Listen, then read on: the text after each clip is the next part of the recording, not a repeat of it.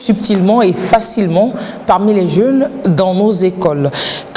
Entre 48 et 59% des enfants de 9 à 22 ans auraient déjà touché à la drogue selon une enquête, un échantillonnage qui a été réalisé par l'Agence nationale, l'Alliance nationale des consommateurs de l'environnement, la NCE. Il n'est plus à prouver tous les dégâts que la drogue et les autres stupéfiants ont sur la santé des jeunes et de toute personne qui les consomme. Ghislain Dablaka, ancien addict qui aujourd'hui a repris sa vie en main de belle manière, a assez témoigné. Merci Ghislain de revenir sur ce plateau et de nous parler surtout, après on le verra dans l'émission, d'initiatives que vous avez à l'endroit de jeunes qui sont aujourd'hui dans le cas dans lequel vous étiez hier. Merci de repartager votre vécu, votre expérience avec nous ce soir. Merci. Je vous en prie. Vos dires ont été confirmés plus encore par nos spécialistes. Merci. On va d'abord dire bonsoir à Dr Salifou. Salifou. Merci d'être sur ce plateau. Vous êtes psychiatre et médecin-chef de l'hôpital psychiatrique de Zébé, structure dans laquelle il y a un centre qui prend en charge les addicts pour les accompagner à la désintoxication, entre autres. On en parlera dans l'émission. Merci de revenir sur ce plateau, partager votre expérience avec nous. Merci. Et psychologue aussi parmi nous, Safiou Zinzina, vous êtes addictologue. Merci d'être avec nous. Merci. Pour nous dire que ce n'est pas facile de décrocher. Et comment est-ce qu'on les accompagne? Comment la famille, l'entourage, comment les personnes même elles-mêmes qui doivent se dire c'est bon, il faut que j'y aille. Vous partagerez les astuces avec nous. Merci d'être avec nous. Merci beaucoup. Et puis docteur Fortune à Bébéou, merci de revenir. Merci de nous accorder votre présence ici sur le plateau. Vous êtes coordinatrice projet anti-drogue à l'ANCE Togo. Et c'est votre structure qui a réalisé l'étude dont je faisais cas tantôt. On va rapidement replanter le décor, rapidement rappeler un peu les résultats de cet échantillonnage, cette étude que vous avez faite dans certains quartiers de Lomé. Merci Lise pour l'invitation. J'en prie. Alors pour le lycée, collège, ça fait 61 pour 190. Et toujours dans le cadre des études, les élèves représentent 48,59%. De consommateurs de drogue. Oui, toujours. Et en plus, toujours au niveau de lycée, collège, les élèves encore représentent 61,95%. En fait, ça se concentre beaucoup dans les collèges. Oui. Lycée, collège, Oui. touche beaucoup. Oui. Voilà. Et puis malheureusement, nous avons aussi les élèves de primaire qui s'élèvent à 15%. 15% dans le primaire. Oui. Et les étudiants qui s'élèvent à 24%. Oui, c'est plus bas à ce niveau. On s'est prouvé que la drogue, aujourd'hui, ce n'est plus qu'à la télé que les enfants voient cela. Ils ont accès à la drogue, ils touchent à la drogue et de diverses façons. On a dit la semaine dernière que ça prenait diverses formes. Ce qui fait qu'il y en a qui consomment naïvement et qui deviennent addicts, et il y en a d'autres qui le consomment parce qu'ils décident d'y aller, ils cherchent des effets, et on a rappelé les conséquences sur la santé. Petit rappel des conséquences avec Dr Salifou. Merci. Avant de parler des rappels, je vais rappeler surtout ce que c'est que la drogue. C'est important de toujours le savoir rappeler parce ça. que quand on dit drogue, beaucoup ne comprennent pas. C'est toute substance qu'on peut consommer et qui agit sur le cerveau et qui change le comportement des gens et qui est susceptible d'entraîner une dépendance, c'est-à-dire que dès qu'on a touché, on ne peut plus s'en passer. C'est ça la drogue. Et dans cette catégorie, il y a tout. Il y a l'alcool. L'alcool, c'est une drogue. Le tabac, la cola. Mais il y a aussi les drogues illicites comme le cannabis, la cocaïne, l'héroïne, les amphétamines, Et aussi, il y a quelques médicaments en pharmacie aussi qui peuvent entraîner des dépendances, comme les benzodiazépines. Et il y a des comprimés aussi qui sont détournés de leur usage. Les gens de tramadol, mais contrefaits. C'est pas les tramadol du genre dans le circuit officiel, non? Parce que c'est pas des... Ce n'est pas dans des médicaments du circuit officiel, mais c'est en réalité des médicaments qui sont utilisés, qui peuvent être utilisés ou qui sont utilisés dans les hôpitaux. Oui. Mais comme ils entraînent une dépendance, après quand la personne est dépendante, elle va chercher la même chose, mais un peu moins cher, peut-être dans un circuit illégal, voilà. Qui ne lui confère pas la même composition, qui est plus dosée, etc. Voilà. Ainsi, pour parler des effets, il y a plusieurs effets. Il y a des drogues qui tranquillisent, qui font que les gens deviennent plus calmes, un peu amorphes. Il y a des drogues qui rendent violents. Voilà.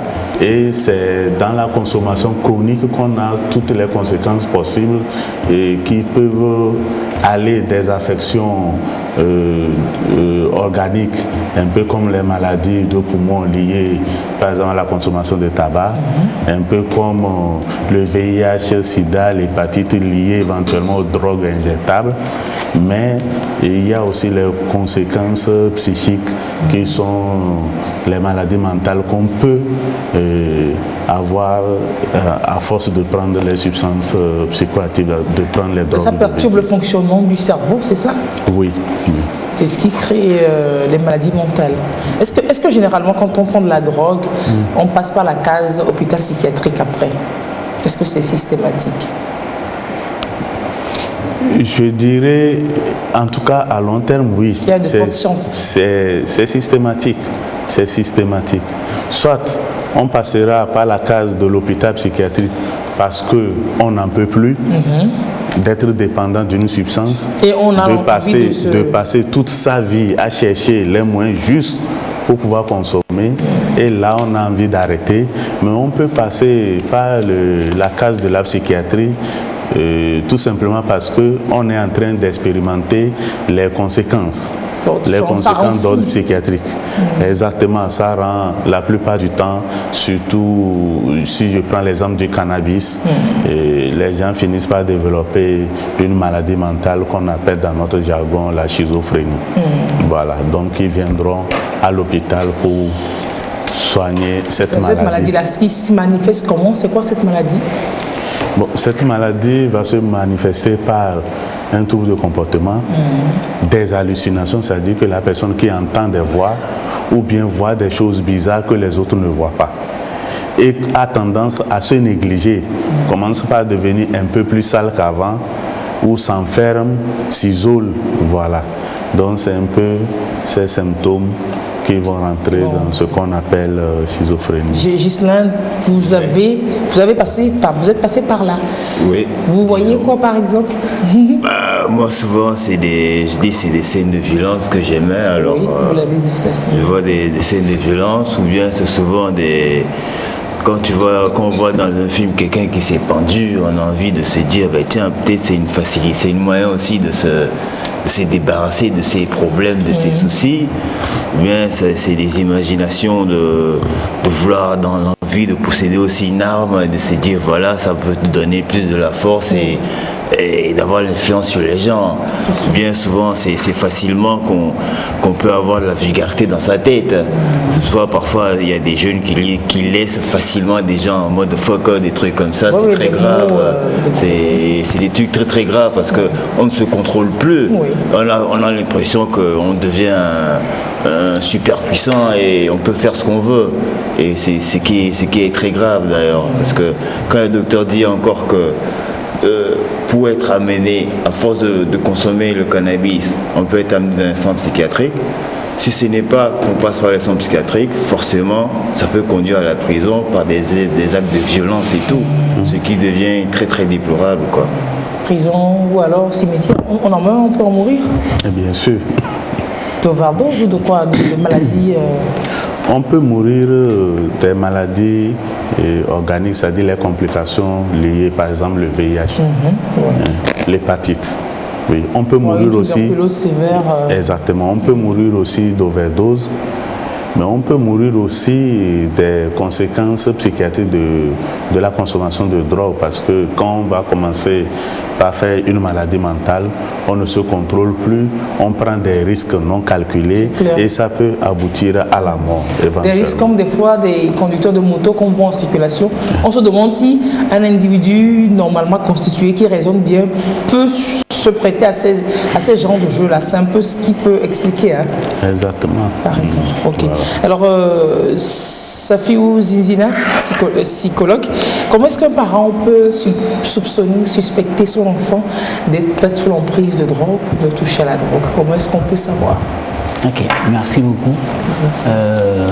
Tout d'abord, je profite de l'occasion pour vous dire merci. Et aussi à la TVT, un coucou à tous les téléspectateurs du côté d'Abidjan. Eunice, bonsoir. Voilà. La dédicace est rapidement passée. Voilà. Du coup, un parent doit savoir observer son enfant. Et quand on dit observer, ça passe par tout ce que l'enfant fait. D'accord? L'enfant, dès qu'il y a une modification dans son fonctionnement, vous devez être, en tant que parent avisé, vous devez être en mesure de pouvoir détecter ce petit changement. Bon, c'est pas comme si on n'allait pas un cahier de 300 pages pour écrire sur l'enfant. Non, c'est-à-dire que un parent doit être suffisamment bon. Quand on dit parent suffisamment bon, c'est ce parent-là qui est là physiquement et qui est là aussi psychologiquement. C'est-à-dire la présence physique ne suffit pas pour un enfant. Donc du coup, dès que vous voyez qu'il y a un petit changement dans le fonctionnement dans les comportements de l'enfant, vous devez être soucieux de ça. Il a forcément quelque chose qui ne va pas. Et dans le cercle familial, souvent chaque individu du cercle ou bien de la famille a un rôle à jouer. Donc, l'arrivée d'un enfant modifie le système familial. Donc, le parent a un rôle à jouer et l'enfant aussi a un rôle à jouer. Donc, dans ce système-là, lorsqu'il y a un dysfonctionnement, ça peut jouer sur un des membres de la famille. Donc, du coup, par exemple, deux parents qui se querellent, ça peut jaillir sur l'enfant. On a fait une belle émission sur la thématique d'ailleurs. Tout à fait. Donc du coup, l'enfant, lui, au lieu de peut-être d'orienter son agressivité ou bien sa frustration contre autrui, il peut l'orienter vers lui-même. Et ça peut constituer des sources d'aller consommer de la drogue. Donc, un parent, évidemment, doit pouvoir connaître son enfant et savoir détecter des petits... Il est trop calme, il est trop agité, etc. Alors, tantôt, quand vous parliez, docteur, vous disiez qu'il y a des drogues qui rendent plus calme. C'est vrai parce que ça rend plus calme que ça a moins de dégâts sur la santé, non? Oui, une drogue, c'est une drogue. Est-ce que ça rend calme ou pas, les dégâts sur la santé sont énormes. Mais je voulais revenir sur les signes d'alerte, ce qui peut attirer l'attention des parents. Déjà, un enfant, surtout les adolescents, qui commencent par sortir la nuit, tard, c'est-à-dire qu'il ne sort pas à 19h, 20h, il attend vers 22h, 23h pour sortir, revenir vers 5h du matin. Et toute la journée, il dort, c'est très très suspect. En général, c'est que l'enfant a commencé par fréquenter un milieu où il y a une consommation de drogue.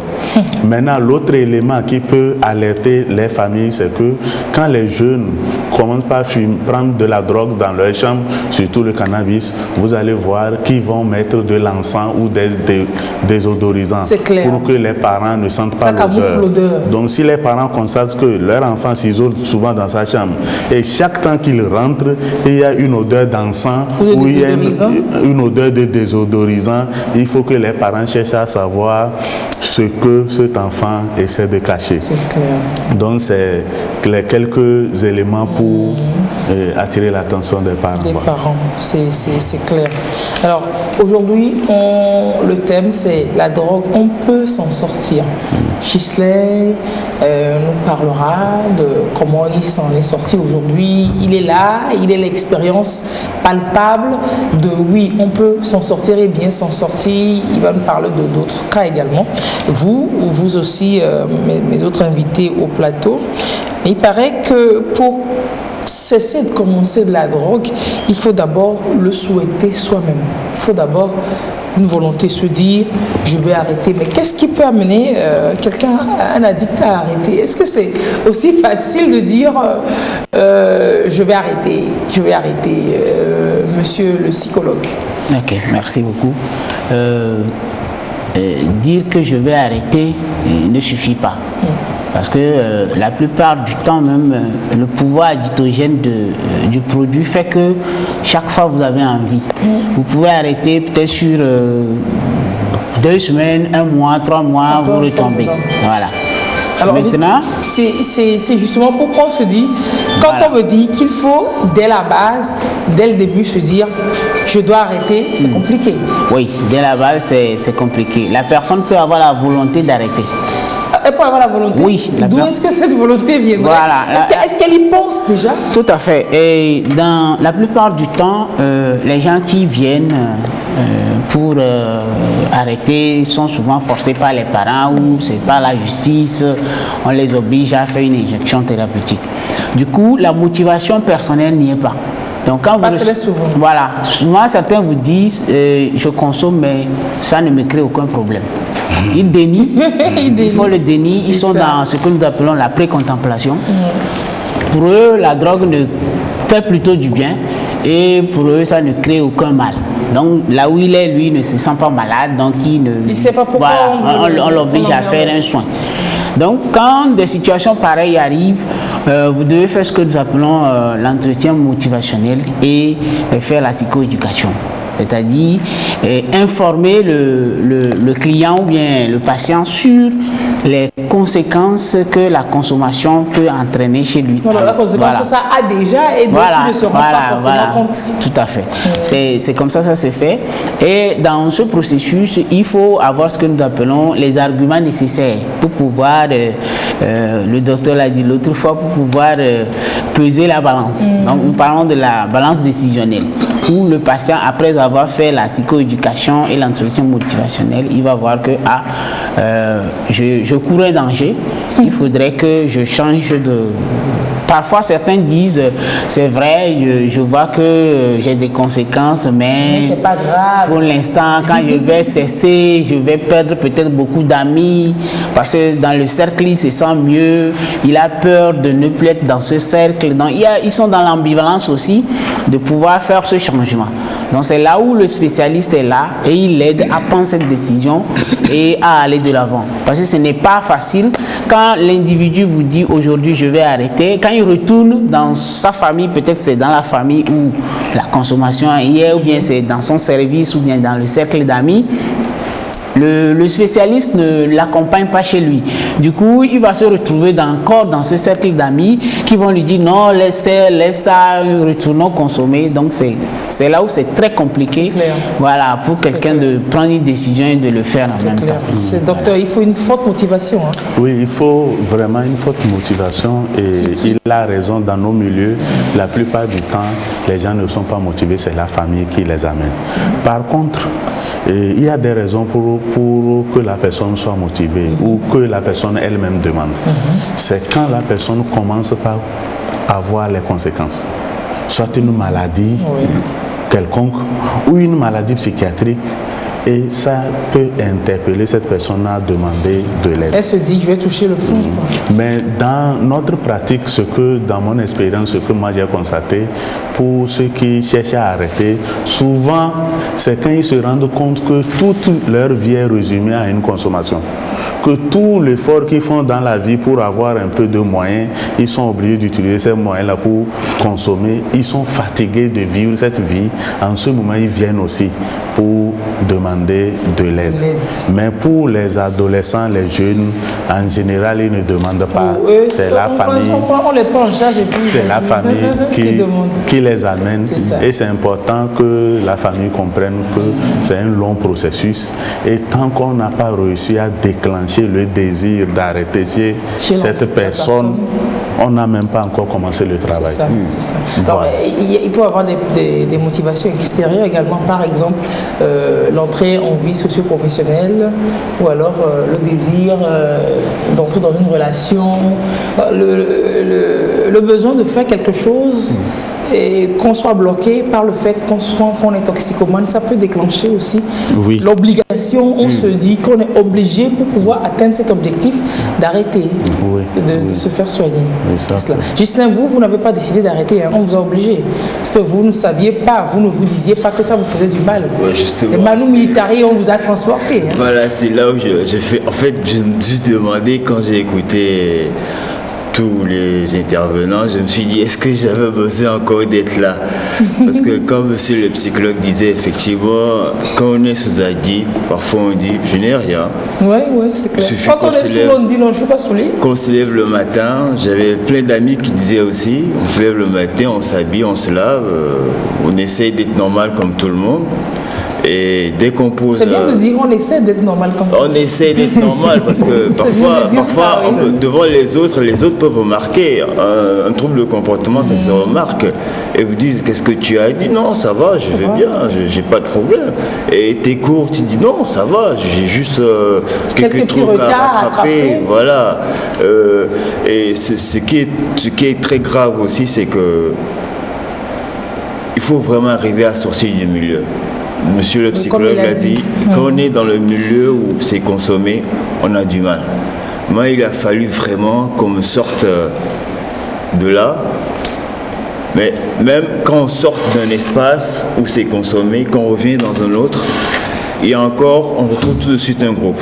C'est comme si on avait le flair des lieux où ça se consomme. Exactement, on retrouve les mêmes amis, mais en même temps, ça dépend aussi de l'entourage. Parce que je dis souvent, ce n'est pas qu'on a trop notre façon de vivre à l'africaine, la famille africaine, où tout le monde est au courant de ce qui se passe.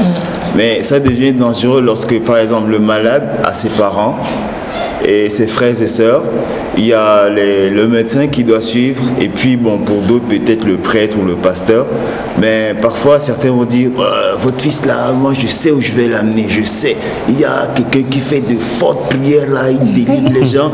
Et comme on a un désespoir de cause, les parents sont dépassés, ils vous amènent, et ça n'arrange pas le malade. Mais quand moi j'ai dû arrêter la drogue, le cannabis, c'est qu'il y avait l'entourage familial.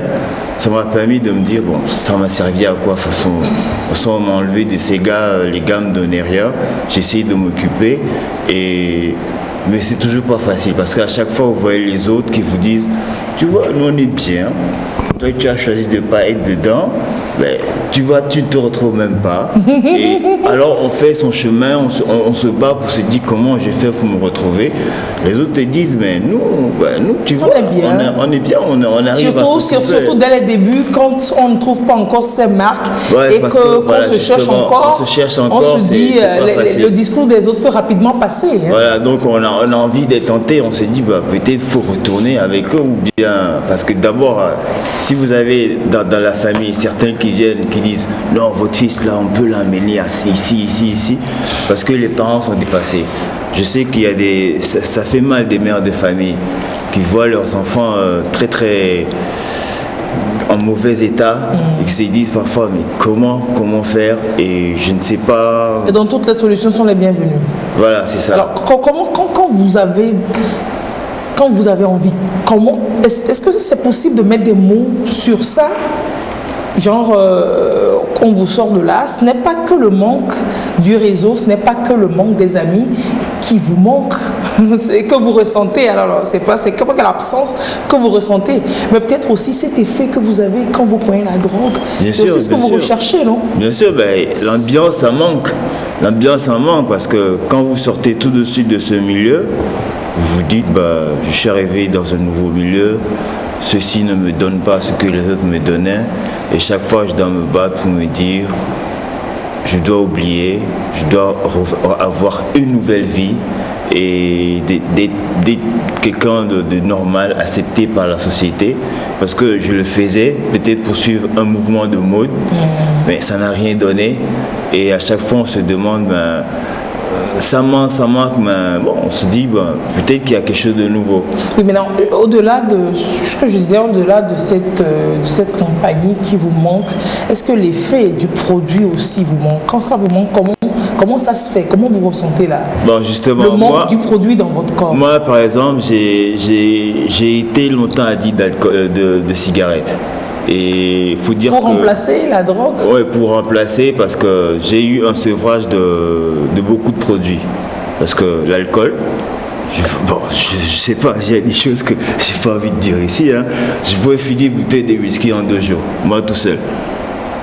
Ouais, et vous aurez pu rentrer dans le Guinness des records, mais bon, c'est pas le meilleur record. C'est pas le meilleur record à je sais pas, donc quand quelqu'un fait ça, je vous dis...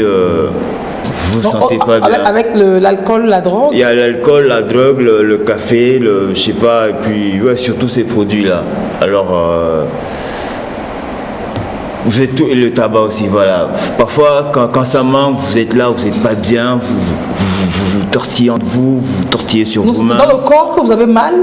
Dans le corps, vous sentez un manque. Vous ressentez une douleur quelque part? Non, pas une douleur, un manque, on a l'impression que quelque chose ne va pas. On a envie de quelque chose, on a envie, et on doit lutter, on a envie. Et dès qu'on ne trouve pas de quoi s'occuper, parce que si vous êtes avec des gens qui ne consomment pas, et chacun se dit, j'ai mon occupation, je ne veux pas vous en sortir. Donc quand vous êtes oisif, vous repensez à tout ça? L'oisiveté, ça ne permet pas. Et puis, on n'a même pas envie de faire quelque chose, on a l'apathie. C'est ça. On a l'apathie. Et puis, quand les autres sont occupés, vous dites, mais pourquoi ils me laissent tout seul? Moi aussi, j'ai envie de m'occuper. Donc, vous êtes obligé, si vous voulez vous en sortir, de trouver des moyens pour vous occuper souvent. Et c'est là où je sais pas, peut-être on n'arrive pas encore au témoignage. Je voulais parler d'un jeune homme. On en parlera tantôt. Tantôt. Le docteur Salifou, pour nous préciser un peu comment l'addiction, comment le besoin se ressent. Vos questions et ces réponses, j'ai compris qu'il fallait faire des précisions. Le fait qu'il ait consommé plus du cannabis fait qu'il aura plutôt une dépendance psychologique. Okay. La dépendance psychologique, c'est que c'est cette envie de prendre ce produit, c'est une gêne qu'on ressent, mais ce n'est pas une douleur dans le corps. Okay. Exemple typique d'une dépendance psychologique, c'est que si je consomme du cannabis et je suis amené à faire un voyage, dès que si je dois aller par exemple à Dapaon, dès que j'arrive à Dapaon, mon premier réflexe serait de chercher là où on vend. Ce n'est pas que je suis en manque, mais mon premier réflexe, j'anticipe. Il faut que je trouve parce que... Mais il faut que je rentre dans mon réseau. Quand je vais avoir envie, comment je ferai? C'est ça la dépendance psychologique. On n'est pas dans le besoin, mais on est dans l'anticipation. Okay. Par contre, quand on prend par exemple l'alcool, et l'héroïne, la morphine, le tramadol, on a une dépendance physique. C'est-à-dire que dès qu'on arrête la consommation, on a des douleurs atroces dans le corps, oui.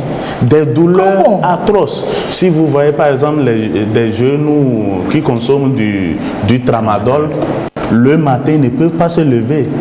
Ils ont mal dans le corps? Tant qu'ils n'ont pas pris ce produit, ils ne peuvent pas se lever. Ils ont des douleurs atroces. Et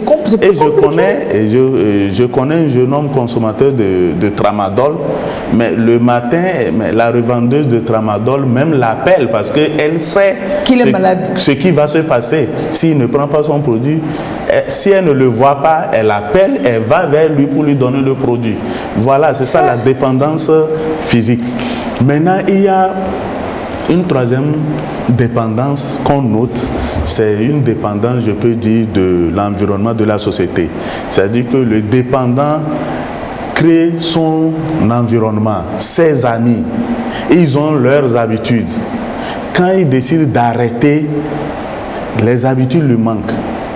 Le produit, parce que le produit peut-être lui fait du mal, il va arrêter, mais l'amitié qu'il a, les habitudes qu'ils ont, le manque. Du coup, il va retourner. C'est ça aussi une dépendance liée à une dépendance sociale. Donc c'est le rapport qu'il renoue avec les autres qui le font replonger. Exactement. Ces trois types de dépendance, en général, sont souvent renoués, au moins deux, soit une dépendance psychique et une dépendance sociale. ou une dépendance physique et une dépendance sociale. Mais en général, quand il y a une dépendance physique, c'est que les trois sont là. Et c'est ça qui est compliqué à gérer. Donc, c'est la consommation de cocaïne et de tramadol, c'est encore plus compliqué. Ça rend la prise en charge et le truc. Oui, c'est pour ça qu'on les appelle les drogues dures. Les drogues dures sont celles qui entraînent une dépendance physique. C'est-à-dire qu'au sevrage, vous avez des complications. C'est comme l'alcool. Les alcooliques, le jour où ils arrêtent de boire, parfois ils font même des crises d'épilepsie. Ah oui? Oui. Lié, c'est ça le sevrage de l'alcool, ce que ça donne. Donc c'est une dépendance physique. Qu'est-ce qui justifie ces douleurs dans les muscles? Comment ça s'explique? Je ne sais pas. Ah oui, mais c'est autant de choses pour leur dire que c'est grave, donc d'éviter de rentrer dans ce cercle vicieux là. C'est des substances, surtout les drogues dures là, ils agissent sur le cerveau, ils modifient la physiologie de la personne et donc il y a beaucoup de choses. Si on doit expliquer ça ici, c'est un peu plus compliqué. C'est clair. Voilà. C'est clair. Ah oui, c'est autant que ça. Hein. Est-ce que vous n'avez pas peur de quand bon, on arrivera là, peut-être que j'anticipe, de les côtoyer, de les prendre en consultation. Parce qu'ils doivent être aussi susceptibles. Je me dis, vous allez dire un truc qui va l'énerver, il va vous envoyer une belle baffe. Docteur, monsieur Zina? Oui, ça fait partie du métier. Des risques du métier? Oui, ça fait partie des risques du métier. Ah ouais. Et dans tout corps de métier, il y a des risques. Il peut arriver que le patient soit agressif. Donc le spécialiste prend des dispositions pour faire face à ça. Ça. Donc il a son arme aussi pour faire face à ces cas de difficulté. Alors on comprend qu'on ne peut donc pas arrêter seul. On peut arrêter seul. On peut arrêter seul. Il y a des gens qui étaient des consommateurs du jour au lendemain, ils ont décidé d'arrêter, ils l'ont arrêté tout seul. Mais c'est des cas extrêmement rares. Oui. La plupart du temps, il faut être accompagné. Voilà. Est-ce qu'au Togo, on a des centres de désintoxication? Comme on voit, oui, on voit bien dans les films, sur Internet. On voit des gens qui rentrent dans des centres, ils sont pris en charge, ils font un séjour. Ou alors même quand la consommation de drogue les amène à commettre des infractions. Ou alors même la consommation est c'est-à-dire une infraction en soi.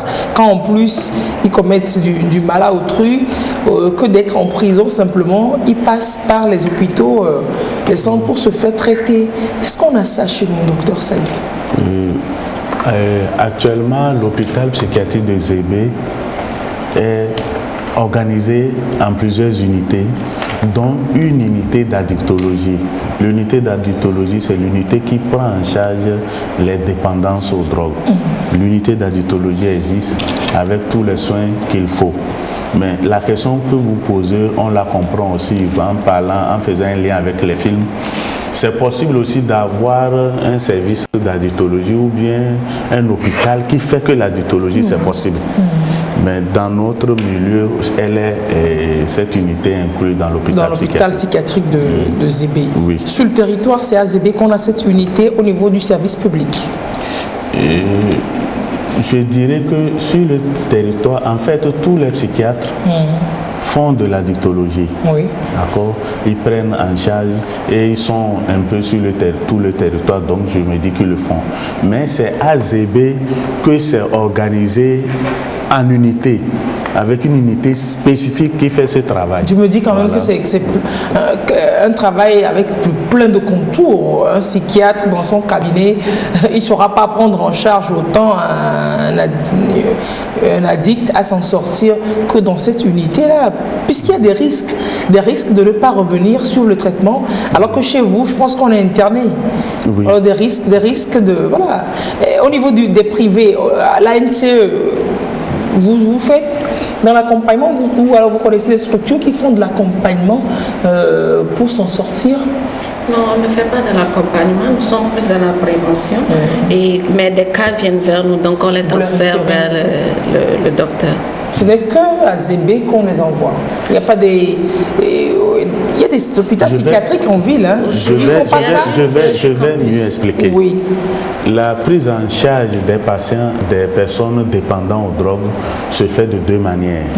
Il y a les prises en charge libres. Ça veut dire que la personne n'est pas hospitalisée, elle va voir un spécialiste et elle retourne chez elle. Et puis il y a des prises en charge, il y a des unités fermées. Non, on décide, ça dépend. C'est un soin négocié avec le patient. On peut commencer par l'ambulatoire pour voir si ça va marcher. Chez certains, ça marche, d'autres, ça ne marche pas. Et ensuite, on peut aller en hospitalisation. Mais pour les drogues dures, on est obligé forcément de passer par l'hospitalisation, c'est-à-dire une structure fermée, parce qu'il y a une période de sevrage qui dure autour de 2 à 3 semaines où la personne va ressentir vraiment les douleurs liées au manque. En ce moment, il faut garder la personne à l'hôpital et faire un accompagnement médicamenteux. Voilà. Alors, oui, allez-y. En dehors de ça, c'est qu'on peut prendre en ambulatoire. Et du coup, au CHU Sylvanus Olympio, il y a un service de psychiatrie. Donc, il y a des addicts aussi qui vont là-bas. Au CHU Campus, il y a un service de psychiatrie. Les addicts vont. Au CHU Cara, il y a un service de psychiatrie. Les addicts vont. Mais là, c'est qu'on y va et puis on revient. Oui. Et puis, dans les autres préfectures, il y a des unités de santé mentale où il y a les masters. Et je me dis aussi que les addicts vont là-bas.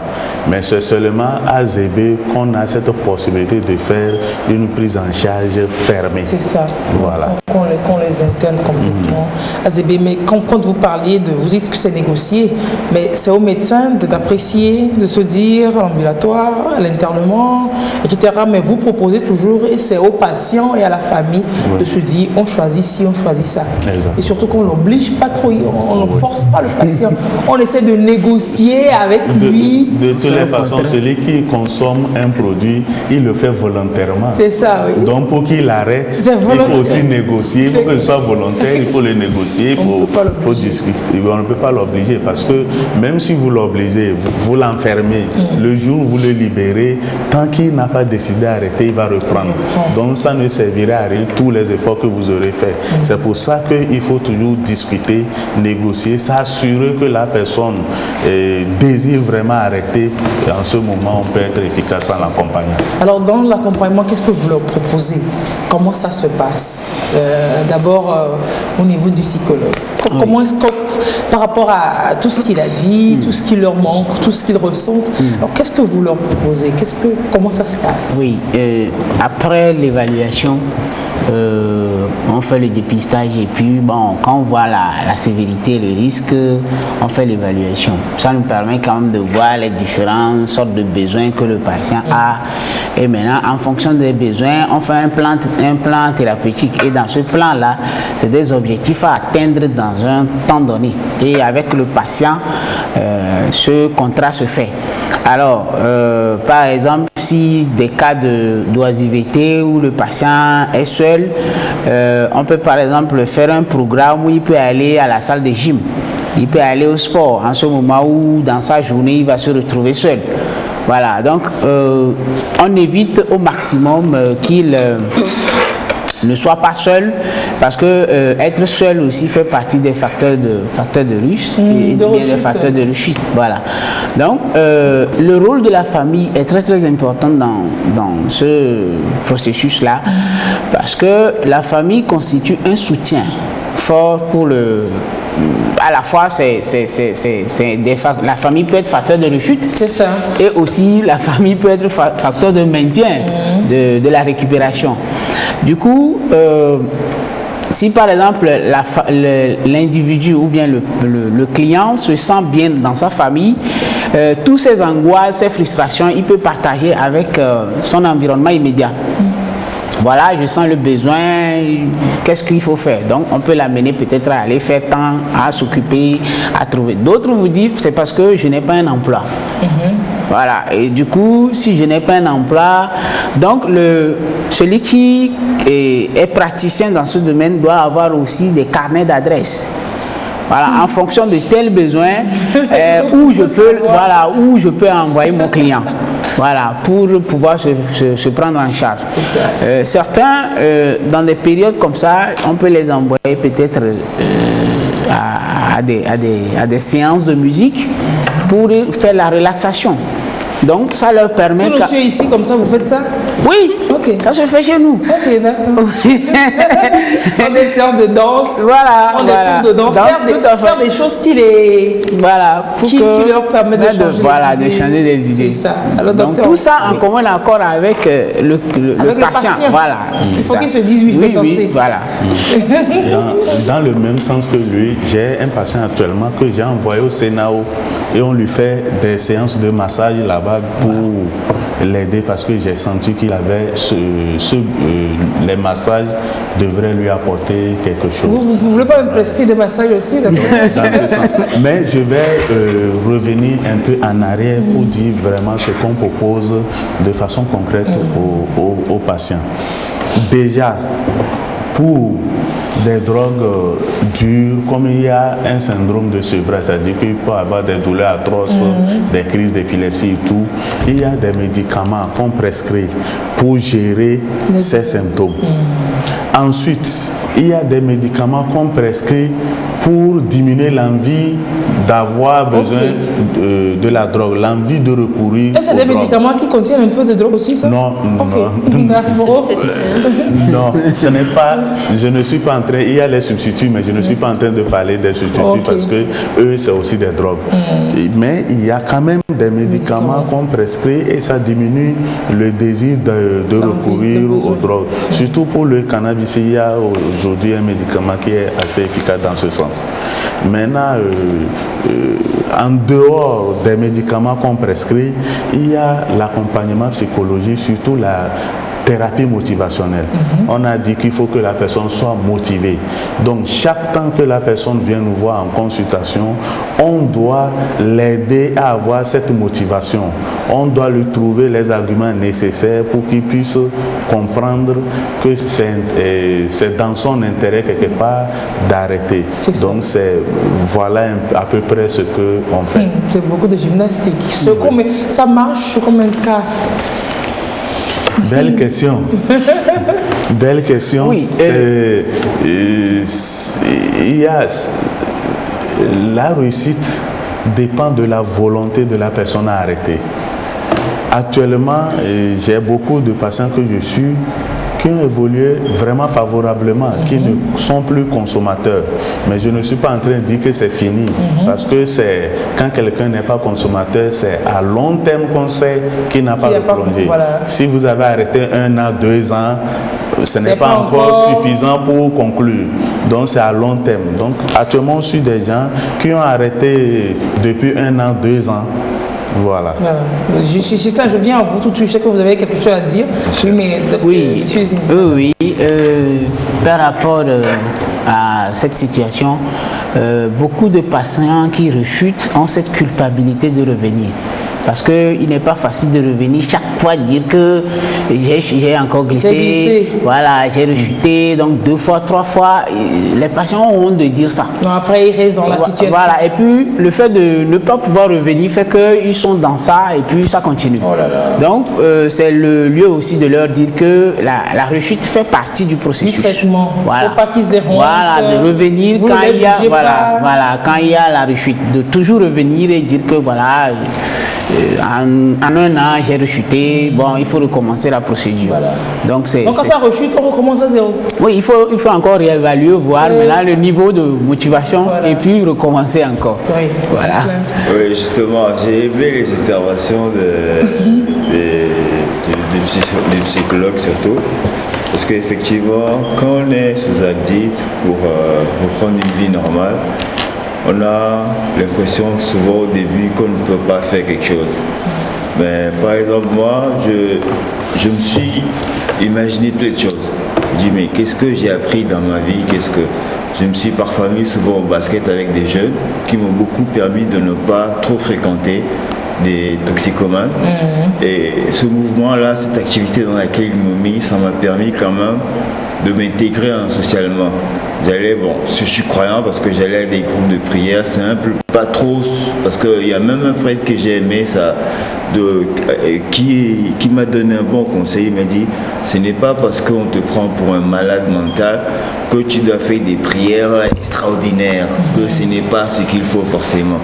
Mais j'ai aimé quelque chose et je faisais des recherches sur Internet quand le docteur Salifou a dit quand on est souvent sous l'emprise de drogue, on finit par être atteint de schizophrénie.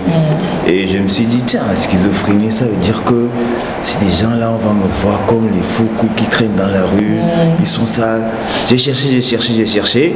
J'ai vu qu'il y avait des gens qui ont fait des choses extraordinaires, malgré qu'ils soient atteints de schizophrénie. J'ai vu un prix Nobel en économie, John Foreman Jr. J'ai vu des grands cinéastes. J'ai vu un champion mondial de jeu d'échecs. Et je me suis dit, donc forcément, je sais pas, peut-être c'est Dieu qui voudra que je fasse quelque chose de merveilleux comme eux, mais je me suis mis à écrire. Je me suis mis à écrire. Pas forcément toute ma vie, mais tout ce qui me passionne. Tout ce qui me passionne, que ce soit la science, la technologie. Il faut dire que vous aimez beaucoup la technologie. Hein? Ouais, surtout ça. C'est pour ça que je me suis remis à mes études de développeur d'applications. Ah oui, j'oubliais, là je profite aussi pour saluer mes amis des DA, à DefiTech. On se voit demain. Allez, on continue. Et puis, donc, je me suis mis à écrire. Et je crois que j'ai écrit tellement... je ne vais pas m'enorgueillir d'avoir écrit plus que je ne sais qui, hein, mais j'appréciais quand même ce que j'écrivais. C'est comme si ça coulait. Ça me permettait de ressortir tout ce qui était enfoui en moi, que parfois je ne pouvais pas partager. Et chaque fois que j'écrivais, c'est comme si je parlais à quelqu'un qui est en face de moi, à qui je disais tous mes secrets. Et peut-être, si Dieu veut, je vais éditer ces livres. On attend. Allez, est-ce qu'il n'arrive pas parfois à vos amis... Déjà, vous avez arrêté d'en consommer depuis combien de temps même? Ça va faire plus de 10 ans. Ça fait plus de 10 ans. Ouais. Mais après la drogue, vous vous êtes mis à la cigarette quand même comme substituant. Beaucoup de cigarettes, beaucoup. Combien de paquets par jour? Je pouvais consommer jusqu'à un paquet par jour. Jusqu'à un paquet par jour. Ouais. Ça vous aidait à... Ça, c'est après le séjour dans les hôpitaux, etc. Hein? Et ce qui est paradoxal chez moi, contrairement à des malades que je voyais, parce que je vois des malades, dès qu'on nous enferme, ils se demandent si on ne peut pas trouver un moyen pour avoir un produit dehors. Même en interné. La préoccupation, c'est ça. Hein? Ouais, voilà, même interné, c'est comment faire pour avoir... Il y avait des malades qui voulaient trouver quand même encore le produit. Donc parfois, ils trouvaient des amis qui venaient. Qui leur en apportaient? Ouais, qui leur en apportaient. C'est de la sorcellerie, ça. Ou bien donc un petit sachet dans lequel il y a un produit et puis on le consomme en cachette.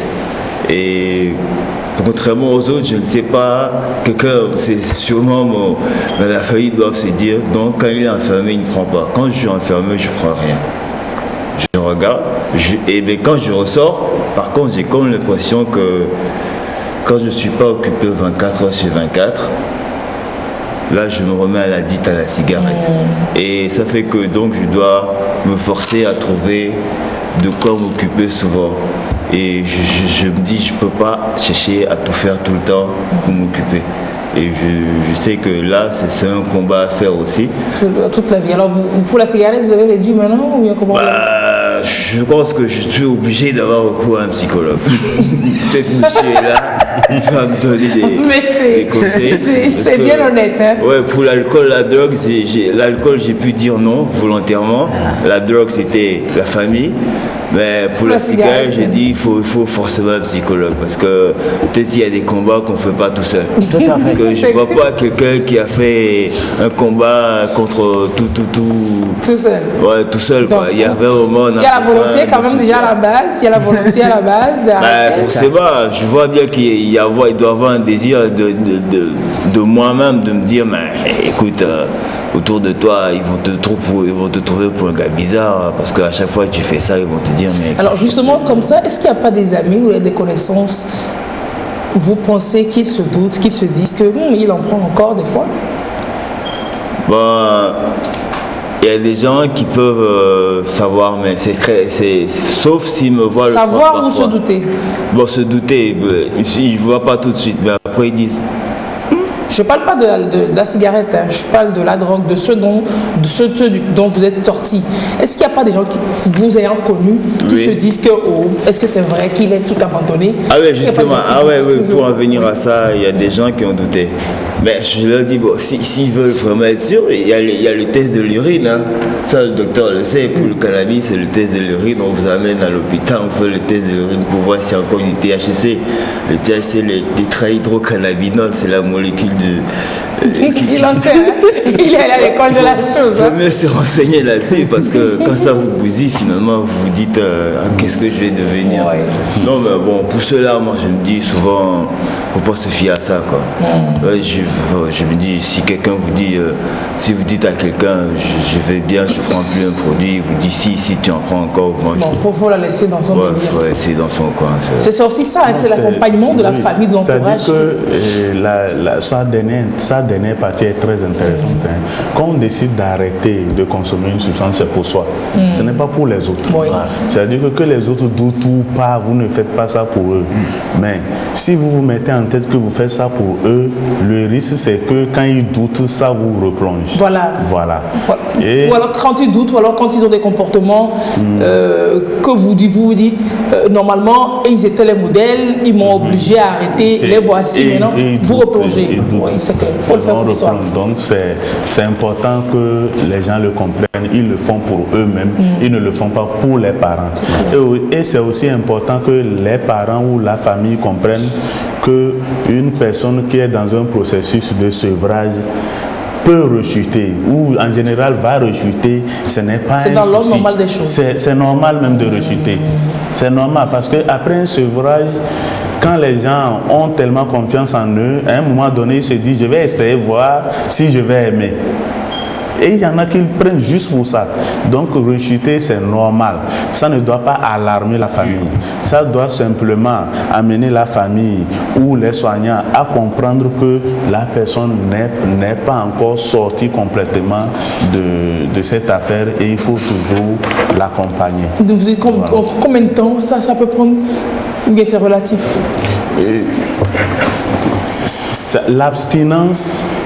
L'abstinence, on peut dire on est abstinent 1 mois, 2 mois, 3 mois, 1 an, 10 ans. Mais on ne peut pas dire, même après 10 ans, qu'on a fini avec la drogue. Mais on peut dire qu'on est abstinent pour tel nombre d'années. On est sûr de ça.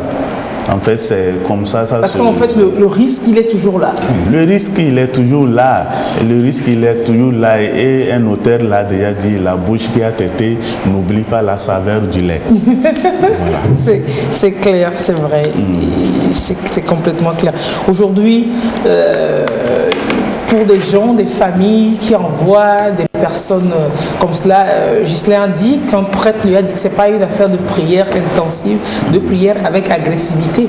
Mais il y a toujours des gens, qui le font parce que pour eux, c'est les esprits qui dérangent les jeunes qui vont. Donc, c'est enchaîner les jeunes dans des centres de prière.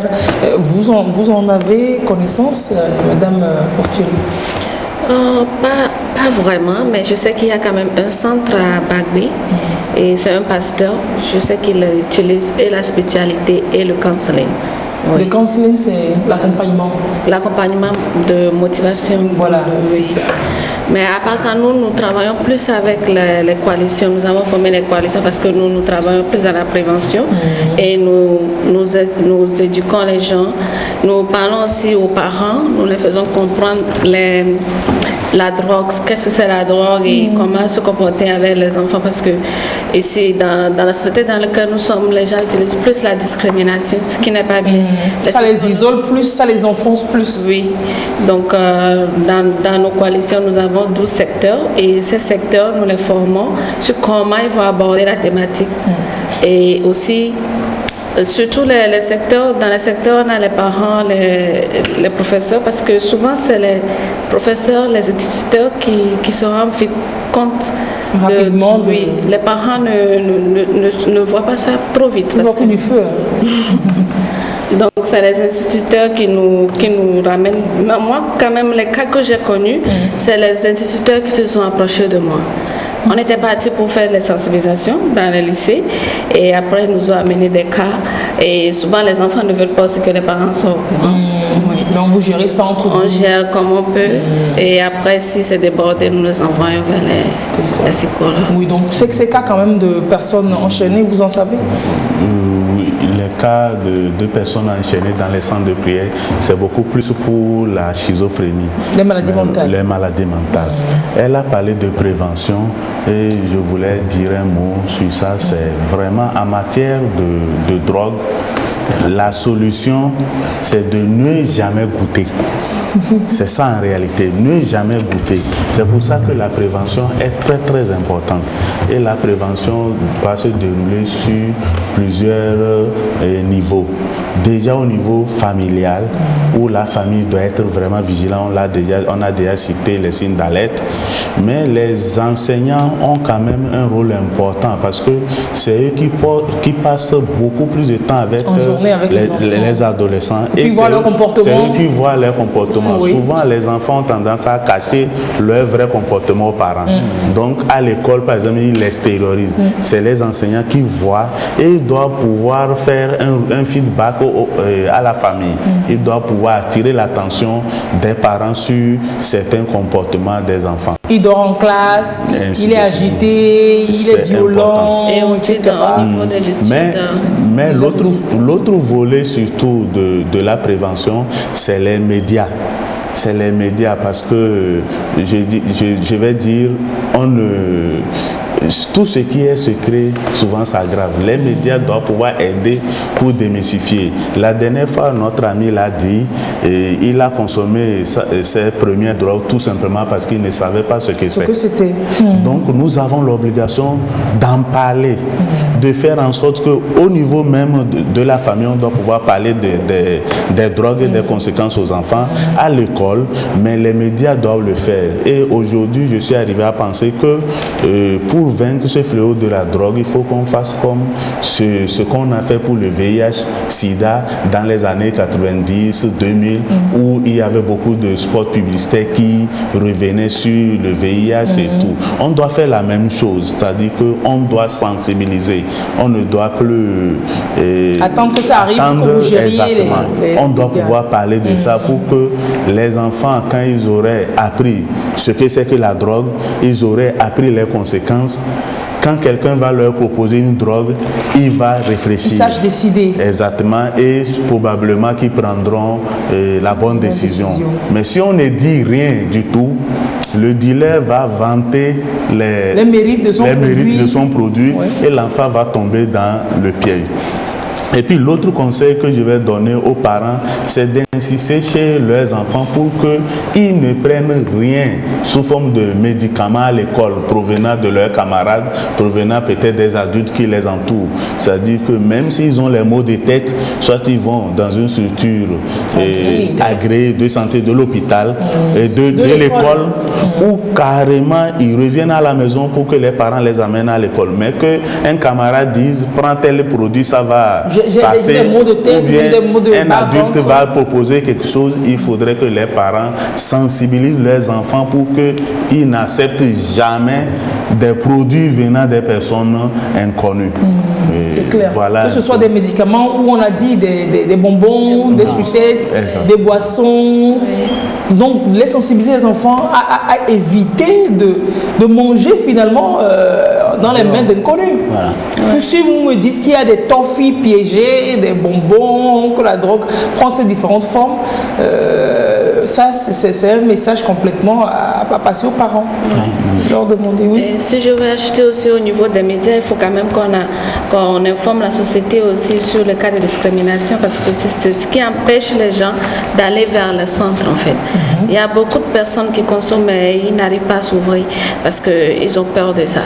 On a toujours ce regard négatif sur les consommateurs, mais comme le monsieur l'a dit, parfois ils sont obligés, ils sont addicts. C'est nous qui les poussons à rester dans à retomber encore, à rechuter. Donc on parle aussi à la société à propos de ça. Et je crois que c'est le travail des médias. C'est ça, on va le faire.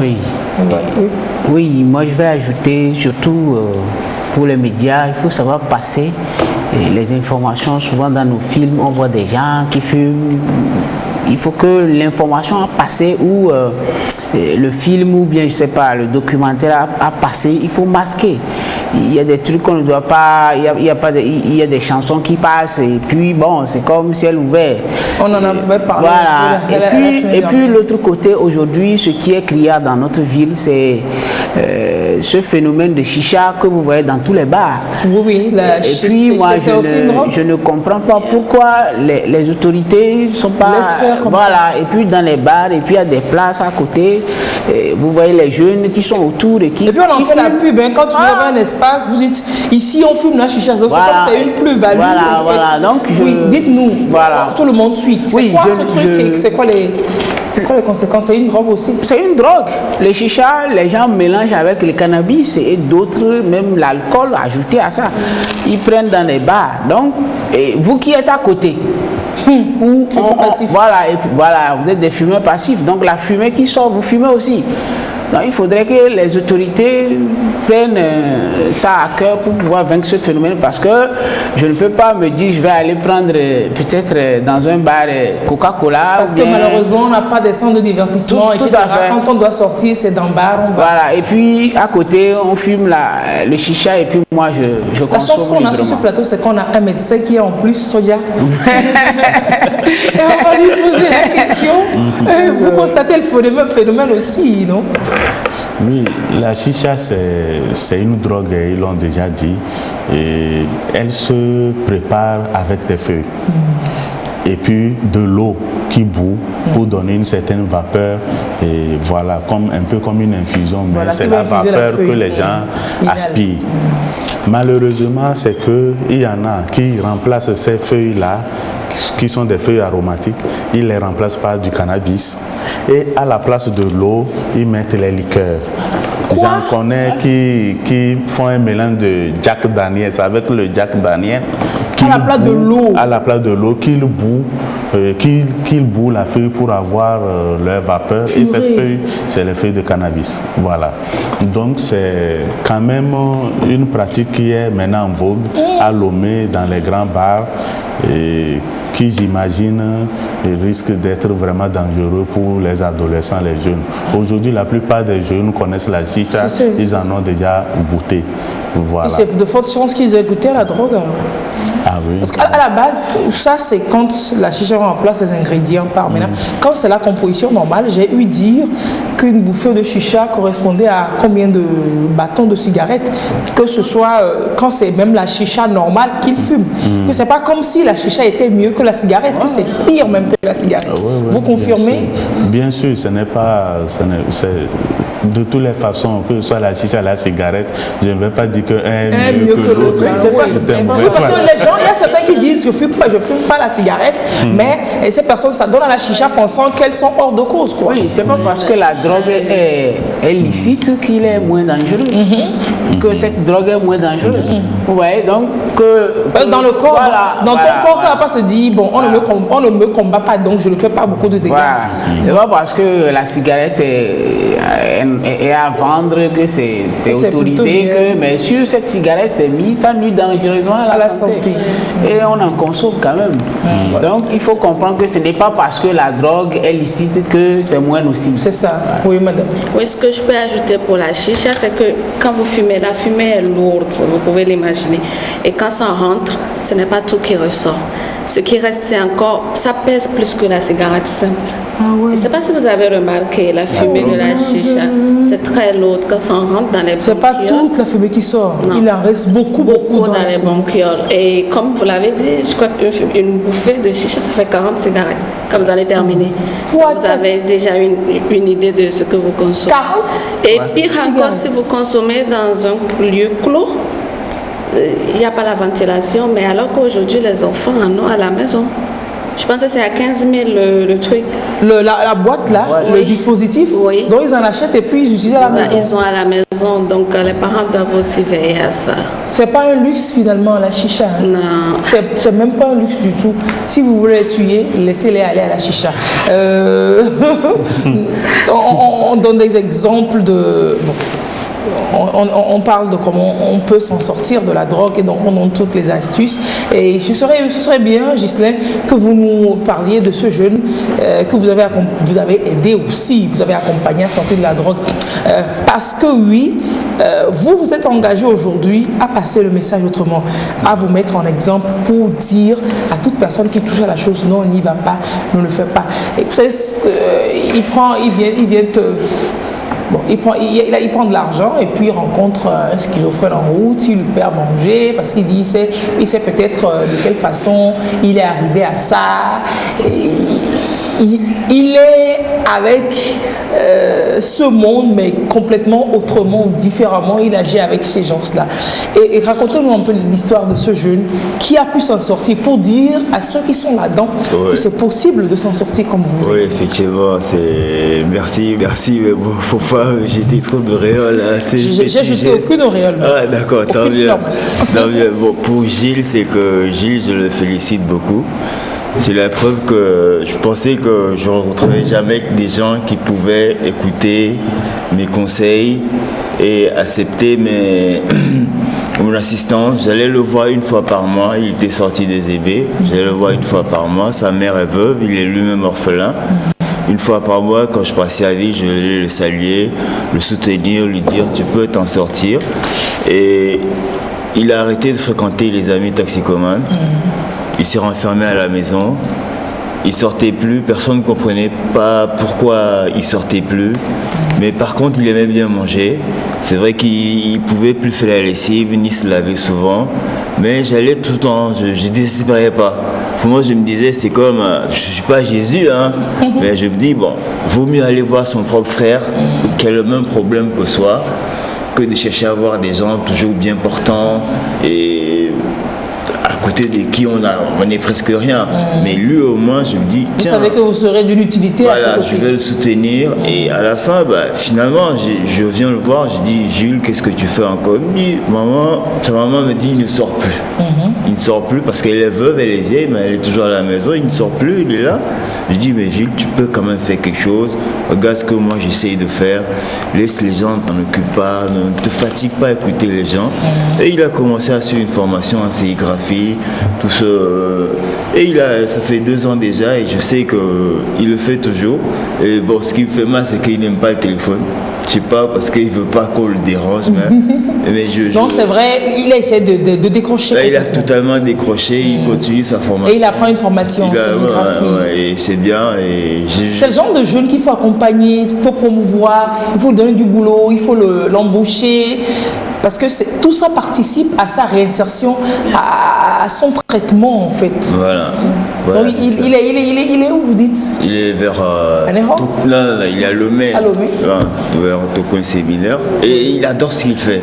Moi, quand je le vois, je me dis, peut-être j'aurais dû m'abaisser de mon niveau, de chercher à toujours avoir des études supérieures, faire un petit truc comme ça, pour voir pourquoi ne pas toucher ces petits métiers-là. C'est bien d'être passionné par quelque chose. Alors vous, aujourd'hui, qu'est-ce que vous faites? Là, je suis étudiant en développeur d'applications. Quand vous étiez en Europe, vous aviez fait quelle étude à l'université? C'était vous étiez parti pour faire quoi? Mathématiques, informatique. Mathématiques, informatique. Ouais. Et bon, après vous êtes revenu avec un diplôme en drogue. Mais c'est pour rire. Hein? Oh, c'est parce que je vous connais, on se taquine. Mais vous avez arrêté. Après, vous avez arrêté pendant combien d'années? Pendant près de 10 ans. Pendant près de 10 ans. Ouais. Mais après, vous avez émergé. Vous vous êtes dit, il faut que je fasse quelque chose. Ouais. Et vous reprenez vos cours à Défitec. À Défitec en informatique. En développement d'application. C'est pour faire quoi? C'est quoi vos objectifs aujourd'hui? L'objectif, c'est justement développer d'applications et développer des applications mobiles et web. Et puis un peu apprendre sur les réseaux. Comment mettre les... Bon, aujourd'hui, tout ce qui est réseau, c'est Internet, c'est pas seulement écrire des lignes de sites web, mais c'est tout un travail qui se fait derrière. Il y a des réseaux à mettre en place. Et bon, le monde est fait de nouvelles technologies, ça on le sait, mais bon, j'apprends un peu à peu. Bon, je ferai bien ce que là où Dieu me permettra d'aller. Ça, c'est sur le plan professionnel. Ouais. Et sur le plan côté cœur. Côté cœur, j'ai fondé une famille. Bon, fonder une famille, bon.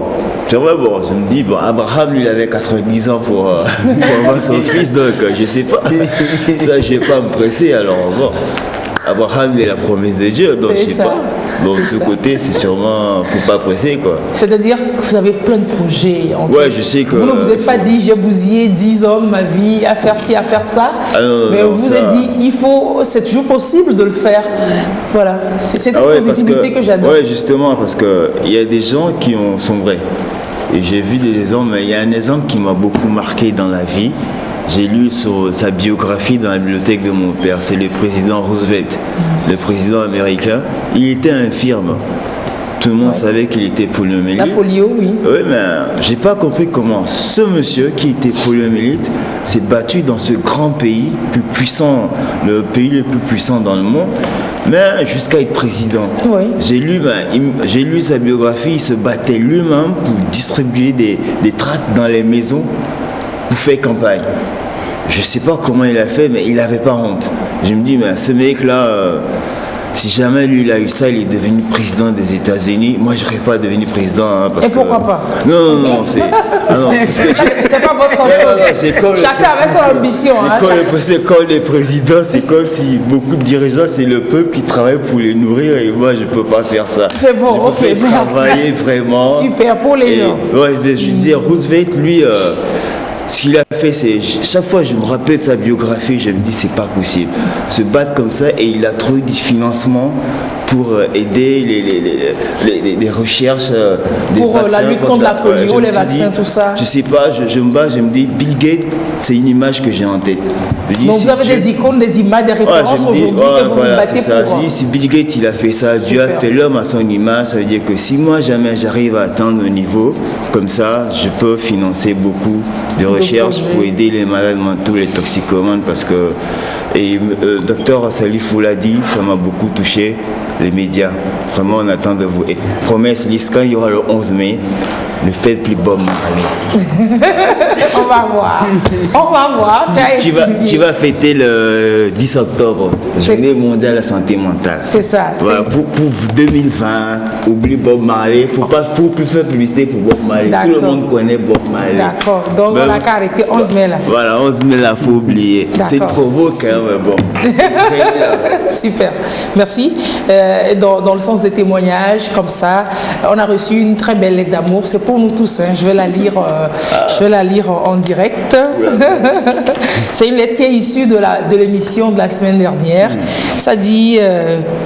Comme une petite lumière dans nos cœurs, le désir d'un rêve qui se réalise existe au plus profond de nous. Et comme nous sommes tous différents, nous choisissons chacun de différents chemins qui essaieront d'aboutir à cette lumière. Parfois, nous nous égarons de la raison et nous créons un monde faux seulement pour apaiser nos moments de faiblesse. C'est vrai que parfois, le ridicule nous fait du mal, que la honte nous souille l'âme, que la trahison nous enrage, que la pauvreté nous détruit, ou même que l'amour nous affaiblit, et nous croyons que ce sont des erreurs que nous avions faites sans le prévoir. Alors que la véritable erreur que nous aurions pu faire, c'est de nous abandonner à la drogue pour oublier nos erreurs dans le passé, pour mieux apprendre ou pour se faire plaisir. Chers amis, la drogue est une erreur. Laissons-le aux gens sans imagination, laissons-le aux gens sans rêve. C'est le message d'une fille de 14 ans, elle est en classe de 3e, Salifou Kia Erline, au complexe scolaire David à Adétikopé. Merci. Merci, ça vaut bien innovation, cet engagement d'un enfant comme cela. Sensibilisons nos enfants, parlons à nos jeunes, disons-leur tout ce qu'ils peuvent faire dans la vie, qu'ils ne perdent pas des années comme cela par de mauvaises fréquentations, par des expériences que l'on veut faire par-ci et par-là. Voilà quoi, à se foutre sa vie en l'air. Parlons à nos enfants, communiquons, connaissons nos enfants et accompagnons-les autrement. Quand on se doute qu'ils touchent à ça, ce n'est pas la violence, ce n'est pas un langage fort qui réglera la situation, mais c'est de comprendre comment ils en sont arrivés là. Est-ce que c'est par un choix ou est-ce que c'est par erreur, et de les référer à différentes structures pour se faire prendre en charge. Alors si il y a des gens qui nous suivent et qui se disent, voilà, on est dans le cas, quel est le premier pas que l'on pose? Qu'est-ce qu'on se dit? Madame Fortuna Bébéou, s'il y a des gens qui nous suivent et qui se disent, tiens, ça m'interpelle, je suis dans le cas, et qu'est-ce que je fais? Qu'est-ce qu'ils font? Ils appellent quelque part, ils vont quelque part, ils font comment? Donnez-nous des références. Je pense que d'abord, c'est se référer aux parents. Et de là, ils vont discuter ensemble et puis chercher. Alors, si c'est les parents, on va voir qui? Est-ce qu'on va à l'hôpital? Ou alors, qui est-ce qu'on va voir? Les psychologues.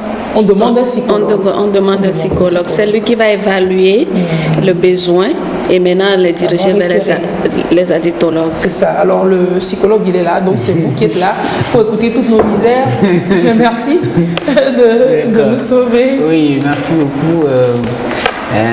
S'il y a des cas comme ça, c'est bon rapidement de voir les spécialistes. Il y a également les centres, il y a les psychologues aussi qui sont dans le domaine parce que c'est un domaine plus spécifique. Hein. C'est ça. Voilà, donc il faut les voir. Il y a des centres, des hôpitaux où il y a la prise en charge dans presque tous les hôpitaux du sud au nord. Ils peuvent s'adresser rapidement à ces spécialistes qui vont les prendre en charge rapidement. Alors, Monsieur Safiou Zondina, psychologue, merci d'avoir été avec nous. Docteur Salifou, psychiatre, médecin-chef de l'hôpital psychiatrique de Zébé. On s'adresse à vous, on vient en Zébé directement ou on fait comment? C'est en fait comme un mot pour finir pour vous. Oui. Et je dirais que la dépendance aux drogues, c'est comme la fumée. Quand il y a la fumée, c'est qu'il y a le feu quelque part. C'est pour ça qu'on dit qu'il n'y a pas de fumée sans feu. Quand il y a la fumée, c'est qu'il y a le feu quelque part. Donc cette fumée doit interpeller la famille. Déjà, d'aller dans le sens de comprendre ce qui a pu se passer pour que leur enfant s'adonne aux drogues. Parce que si ce n'est pas compris, on ne pourra rien faire. Déjà, il faut traiter la cause, pas le symptôme. Il faut qu'eux-mêmes, parce que l'addiction, c'est comme un symptôme d'un problème, qui peut être un symptôme d'un mal, d'un problème familial. Donc, il faut que déjà eux-mêmes, ils essaient de voir qu'est-ce qui a pu se passer. Qu'est-ce qui n'a pas marché pour que l'enfant s'adonne aux drogues. En plus, l'autre conseil que je vais donner, c'est que si vous avez un enfant qui prend les drogues, ce n'est pas une urgence, ce n'est pas ici maintenant, il faut qu'il arrête. Non, c'est un processus de longue haleine. Il faut, oui, il faut prendre le temps qu'il faut, mais en fin de compte, il faut aller vers les spécialistes pour gérer cette situation et on peut venir à l'hôpital psychiatrique de Zébé, me rencontrer et on verra ce qu'on peut faire. C'est cela. Merci pour la disponibilité, Ghislain. Merci de nous avoir ouvert votre cœur et votre vie hier, jeudi dernier. Et aujourd'hui, un message pour finir. Un message pour aux finir. jeunes. Aux jeunes, d'accord. Merci pour les intervenants. Ils ont fait un travail super. Je ne savais pas qu'il y a beaucoup de gens. Je savais beaucoup de gens qui travaillent comme ça au Togo, mon pays, voilà, la terre de nos aïeux. Mais ce que je veux dire pour les jeunes, franchement, faut pas se faire d'illusions. C'est pas parce que certains milieux prennent la drogue pour des motivations qu'il faut s'y mettre, parce que moi je l'ai fait, j'ai rien gagné et il faut apprendre en famille. En famille c'est bien, on a toujours quelque chose à apprendre des parents et des gens qui sont simples nous apprennent beaucoup et ceux qui sont arrivés à arrêter, je dis soutenez aussi ceux qui n'y arrivent pas encore, ça fait beaucoup et bon, on ne peut pas vivre dans un monde sans drogue, mais on peut faire en sorte quand même qu'il y en ait moins pour que les mamans ne pleurent plus leurs enfants. C'est ça. Parce que dans tout ça, il y a eu des décès, des emprisonnements et les malades que beaucoup sont devenus. Beaucoup de déceptions, beaucoup de chagrin dans les familles. Merci, Ghislain. Et puis, merci. Et pour les femmes, je dis femmes, je parle comme vous, il faut regarder, c'est pour vous. Venez raconter toutes vos histoires, tous vos problèmes. Séquence pub. Merci. Merci beaucoup, Ghislain. C'est très gentil. Merci d'être passé, chers amis. Merci de nous avoir suivis chez vous également. Et Jacques Fosy, c'est un artiste togolais qui est engagé contre le phénomène. Il a fait sa chanson dans les années 90-2000. Il a repris parce que le message est pertinent et méritait chaque fois d'être actualisé. On finit avec Mekua de Jacques Fosy qui dit que ça ne te fait pas du bien du tout. Rendez-vous jeudi prochain, le premier jeudi du mois de décembre. Alors, au revoir et très belle soirée.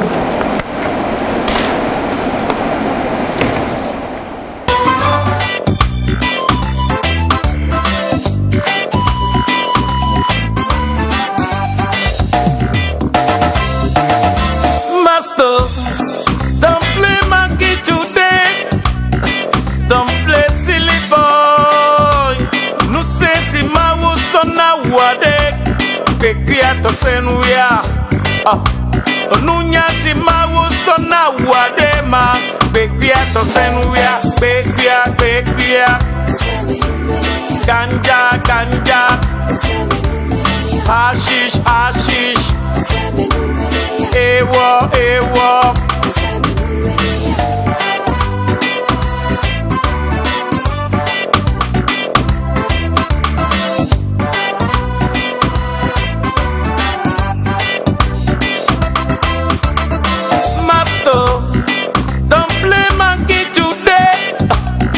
Don't play silly boy. Nous c'est si maou sonna wade. Bekia to senuya. Nous nya si maou sonna wade ma. Bekia to senuya. Bekia. Ganja. Hashish. Ewo. Yeah, man.